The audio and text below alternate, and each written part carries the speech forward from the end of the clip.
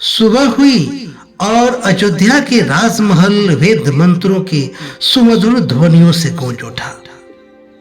आज सीता त्याग के बाद पहली बार राम के मुखड़े पर हर्ष की ज्योति प्रज्वलित हो रही थी। आज माता कौशल्या को भी हर्ष उल्लास की कोई सीमा नहीं थी। जैसे ही राम ने उनके पांव छुए, उसने आशीर्वाद दिया, पुत्र तुम्हारा अश्वमेघ यज्ञ सफल हो, तुम युग युग जियो राम। माता से आशीर्वाद लेकर राम महल की ओर चल दिए। महल के सामने खड़े जन समूह भी हर्ष उल्लास से झूम रहा था। उन्हें राम के आने का बेसब्री से इंतजार था, क्योंकि आज राम अश्वमेघ यज्ञ की तिथि की घोषणा करने वाले थे। जैसे ही राम महल से होकर जन समूह के समक्ष पहुंचते हैं, सहसा किसी का आकाश वेदी और कर्कश स्वर से समूचा जन समूह और राजमहल कांप उठा। राम के बढ़ते कदम स्वतः रुक गए। उसने कड़े स्वर में द्वारपाल से पूछा, द्वारपाल, इस शुभ घड़ी में यह करुण क्रदन कैसा? द्वारपाल ने कहा, महाराज, एक ब्राह्मण अपने पुत्र के मृत शरीर को लेकर शोकाकुल से त्रस्त होकर छाती पीट पीट विलाप कर रहा है। और वह कहते कहते द्वारपाल रुक गया। उसने सर झुका लिया। राम ने कड़े स्वर में पूछा, रुक क्यों गए द्वारपाल? द्वारपाल ने कहा, महाराज, वह शुद्ध होकर बेकार की बातें कह रहा है और कह रहा है कि उसके पुत्र के हत्यारा आप हैं। द्वारपाल की बातें सबने सुनी, सब स्तब्ध थे। राम के मुखड़े पर क्रोध की रेखा अग्नि की भांति प्रज्वलित हो उठी। उसने जन समूह को देखा। उनके होठ कुछ कहने के लिए खुलने ही वाले थे कि सैनिकों की भुजाओं से जकड़ा हुआ ब्राह्मण, जिसने अपने पुत्र के मृत शरीर को सीने से लगा रखा था, राम के समक्ष खड़ा हो गया। उनकी आंखें स्थिर थीं, मुख फेन से भरा हुआ था। उसने श्री राम को सर से पांव तक देखा और अपने पुत्र के मृत शरीर को धरती पर रख दिया और चिल्ला उठा, राम, तुम मेरे पुत्र के हत्यारे हो। आज तक पिता के रहते उसके पुत्र अल्पायु में मृत्यु को प्राप्त नहीं हुआ है। राम, तुम्हारे राज में अधर्म और पाप ऐसे पनप रहे हैं जैसे वर्षा ऋतु में धान। ऐसी अनहोनी घटनाएं एक अधर्मी और पापी राजा के राज्य में ही होती है।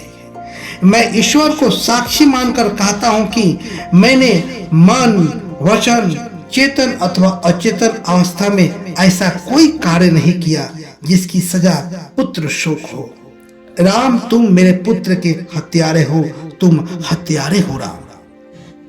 कहते कहते उस ब्राह्मण का गला रुक गया और वह अपने बेजान शरीर को स्तंभ का सहारा लिया।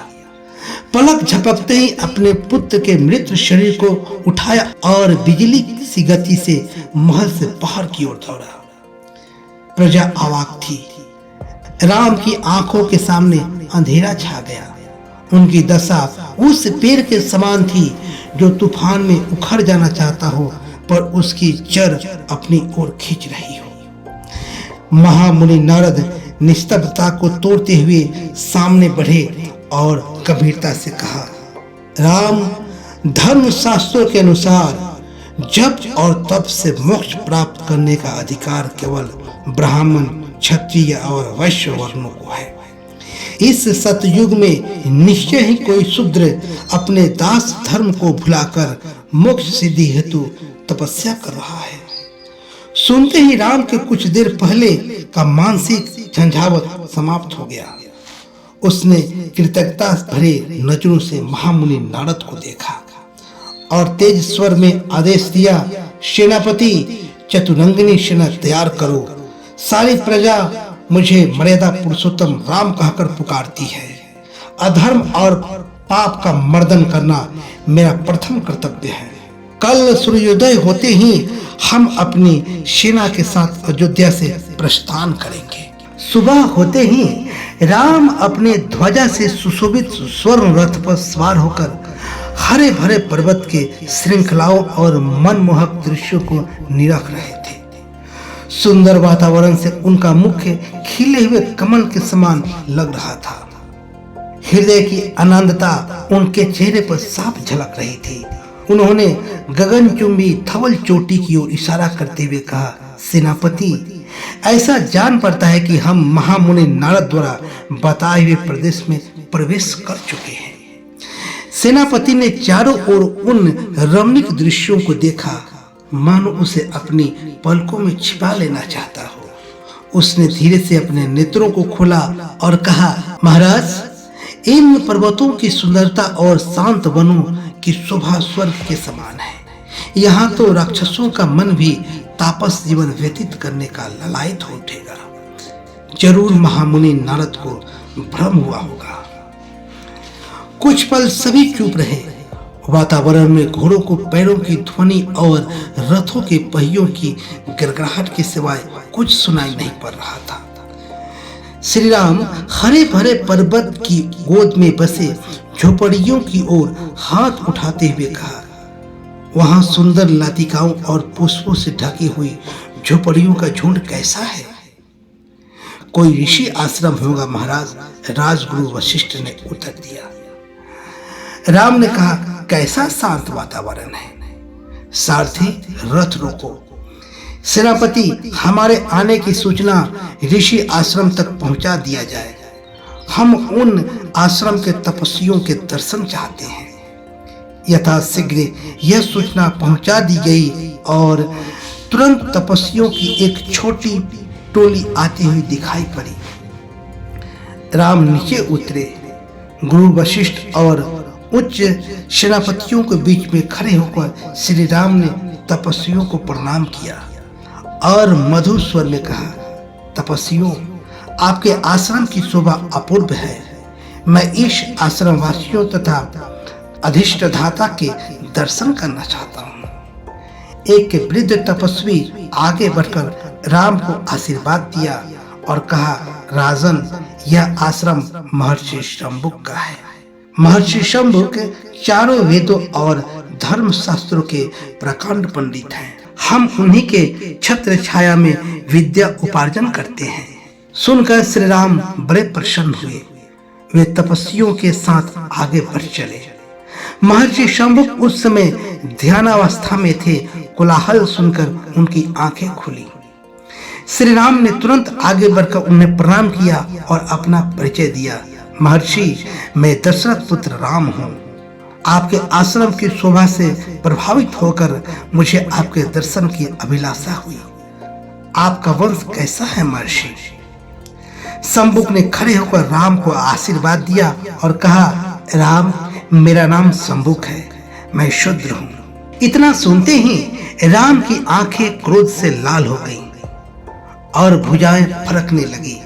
श्री राम ने तलवार पर हाथ रखकर कहा, शूद्र, तेरे रक्त से प्यास बुझाने के लिए मेरे खड्ग ने देश का कोना कोना छान डाला। तूने शूद्र होकर ब्राह्मण बनने की धृष्टता की है। तूने मर्यादा का उल्लंघन किया है। तेरा अपराध क्षमा योग्य नहीं है। कहते हुए राम ने अपने म्यान से तलवार बाहर निकाल ली। शंभुक ने निर्भीक होकर सर उठाया। मुंह पर अलौकिक तेज था। शिव की तरह अधखुली आंखें सहसा फैल गई। उसने चकित होकर पूछा, कैसा अपराध राम?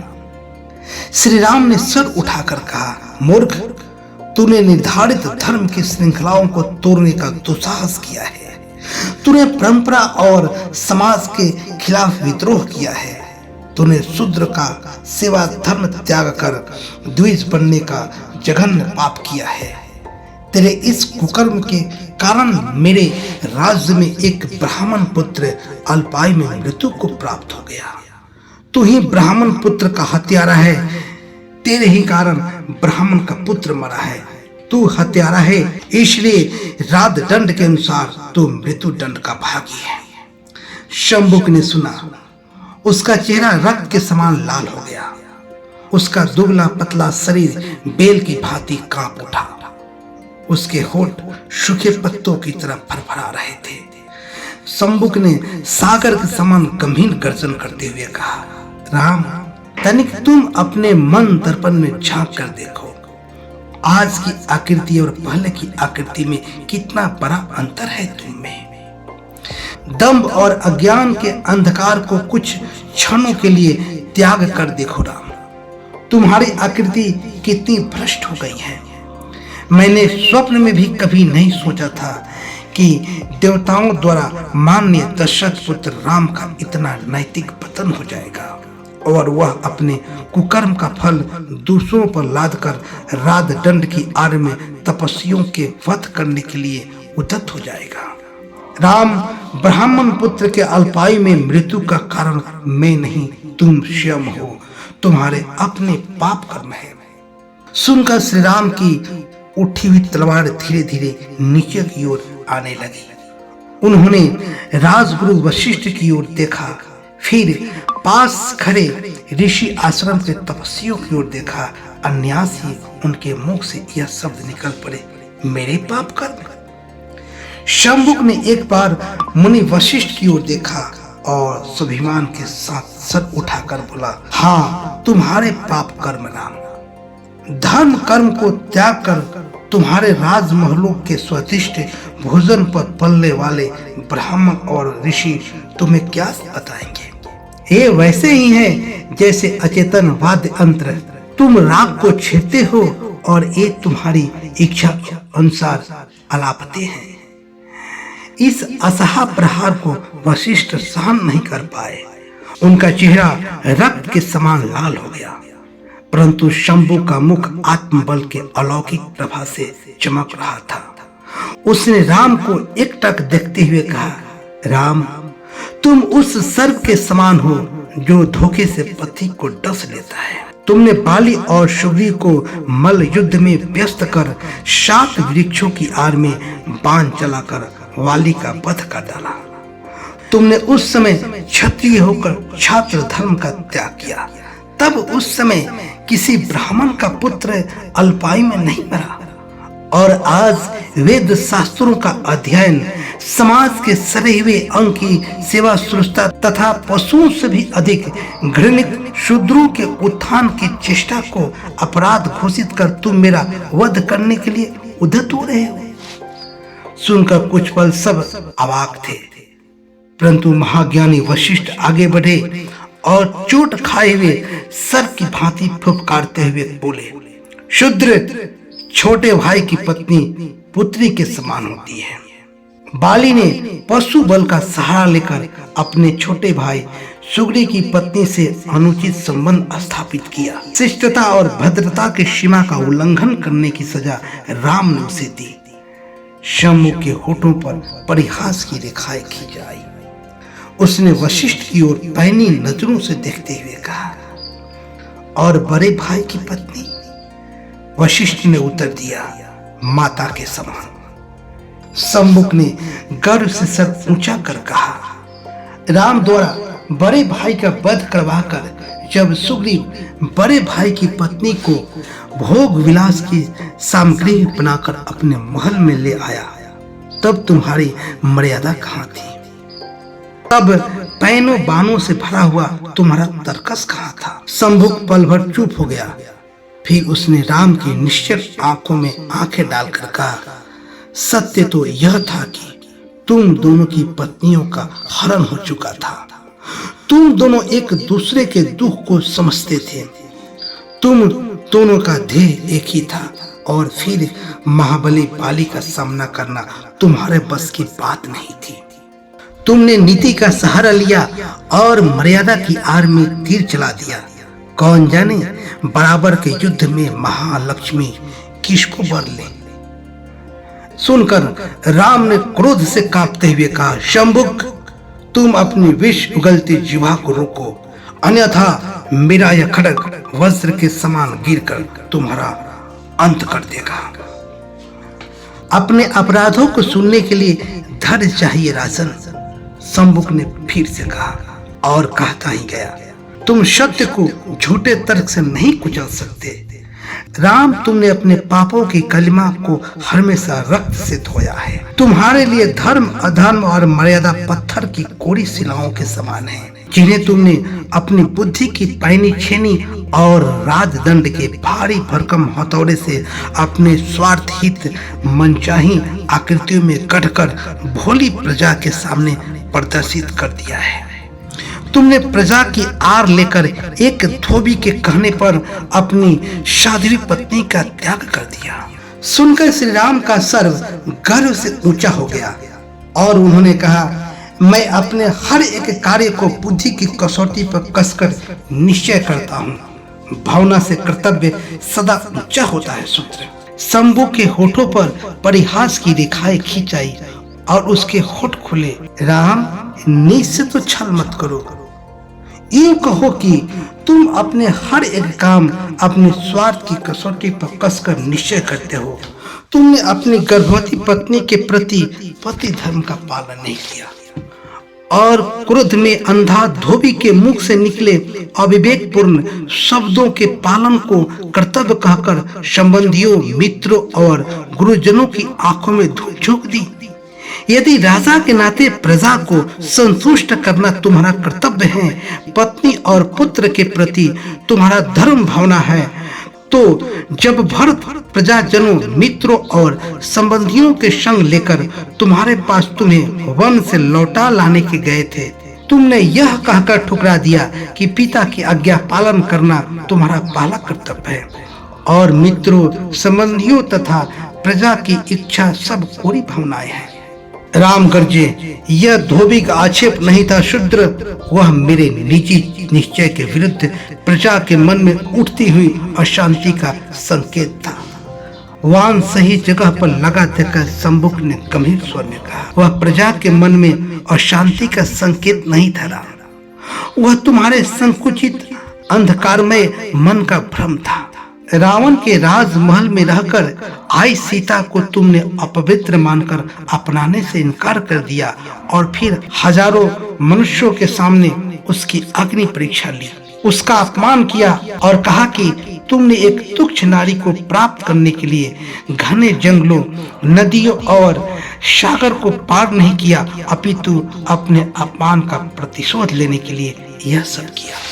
उस समय तुम्हारे विरुद्ध संगठित आवाज उठी और तुम तुरंत समझ गए और ऋषियों तथा देवताओं की आवाज पर सीता को अमृत समान कहकर अपना लिया।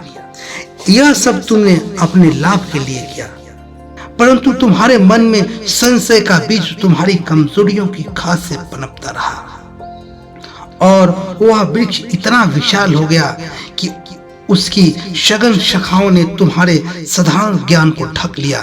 तुम अवसर की तलाश करते रहे और एक दिन तुमने अपनी गर्भवती पत्नी को घने और अपरिचित जंगलों में हिंसक जानवरों के बीच में छुड़वा दिया। तुमने जब अपने पति धर्म का पालन नहीं किया, तब किसी ब्राह्मण का पुत्र अल्पायु में नहीं मरा। आज युगों युगों से दस्तता की श्रृंखलाओं में जकड़े हुए इन शूद्र कहे जाने वाले जनों की अंधकार में जीवन में रोशनी डालने के प्रयासों को तुम ब्राह्मण पुत्र की मृत्यु का कारण बता रहे हो। राम, तुम तो असाधारण उदारता से भी शून्य निकले। मुख बंद करो शूद्र, श्री राम किसी घायल शेर की भांति गरजे। उनकी आंखें अंगारे उगल रही थी, भावें तन गई। उन्होंने तेज गति से मयान से तलवार निकाली। शंभुक निर्भीक होकर श्री राम के सामने खड़ा हो गया। श्री राम की तलवार की नोक शंभुक के हृदय स्थल को छू रही थी। शंभुक ने निडरता से कहा, राम, तुम्हारे राज सुख भोगते जीवित रहते तुम्हारे पुत्र किसी अनाथ की भांति दूसरों की दया पर पल रहे हैं। क्या तुम्हें अपनी संतान के प्रति पितृधर्म का ख्याल नहीं है? तुमने क्षत्रिय होकर छात्र धर्म का पालन नहीं किया, गृहस्थ होकर गृहस्थ धर्म का पालन नहीं किया, पिता होकर अपनी संतान के प्रति अपने धर्म से विमुख हो गए, परंतु किसी ब्राह्मण का पुत्र अल्पायु में नहीं मरा। वह कुछ कहता इसके पहले राम दहाड़े, चुप शूद्र, अब एक शब्द भी अपनी जुबान से निकाली तो मुझे धमकाने की चेष्टा मत करो। राम, शंभुक ने निडरता से कहा।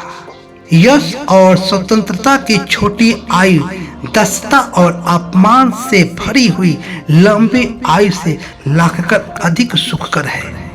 तुम्हारे खड्ग द्वारा मेरा वध मुझे सीधा स्वर्ग ले जाएगा, इसलिए नहीं कि तुम मर्यादा पुरुषोत्तम राम हो, बल्कि इसलिए कि मैं सत्य की राह पर हूँ और तुम अधर्म, पखंड, झूठी मर्यादा और राध दंड के बल पर भोले भाले पशुओं को शिकार खेलने वाले एक व्याघ्र हो। श्री राम की तलवार शंभुक हृदय स्थल को बेचता हुआ उसके दुबले पतले शरीर को पार कर गया।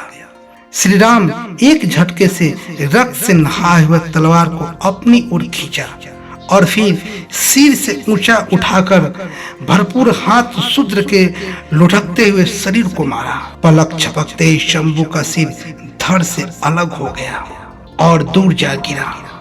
आश्रम वासियों की आंखें शंभु के धूल धूसरित शरीर पर गड़े हुए थे। मरघट के सन्नाटे को तोड़ता हुआ महामुनि वशिष्ठ का महाबली राम की जय का घोष ऊंचे पर्वतों से टकराकर प्रतिध्वनित हो उठा। एकाएक आकाश का बेचता हुआ स्वर निकल पड़े।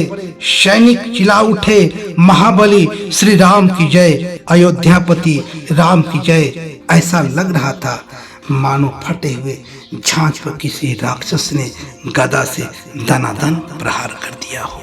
साथियों, वीडियो कैसा लगा कमेंट बॉक्स में हमें जरूर बताएं और अच्छा लगा हो तो इसे लाइक जरूर कर दें।